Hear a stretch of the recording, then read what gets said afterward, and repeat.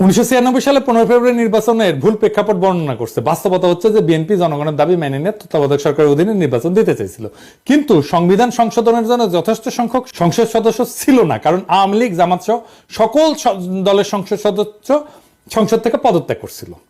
সেই জন্য 15 ফেব্রুয়ারি নির্বাচনটা দিতে হয়েছিল। 15 ফেব্রুয়ারি নির্বাচনের মাধ্যমে নতুন সংসদ তত্ত্বাবধায়ক সরকারের বিল পাস করে বিএনপি পদত্যাগ করছিল। এটা তো একটা নিয়মের কারণে বা নিয়ম রক্ষার জন্য করছিল। বিএনপির সেন্সেবল আচরণের কারণেই 1996 সালের 116 জন আসন নিয়ে বিরোধী দলের আসনে বসতে পারছিল। সরকার যদি এতই খারাপ চালে তো এত আসন পাইতো না, তো যেটা আওয়ামী লীগের সাথে 2001 সালে ঘটছিল। কিন্তু এখন প্রভুপাতকে বলতে হবে, বিএনপি আমলকে আয়না করছিল?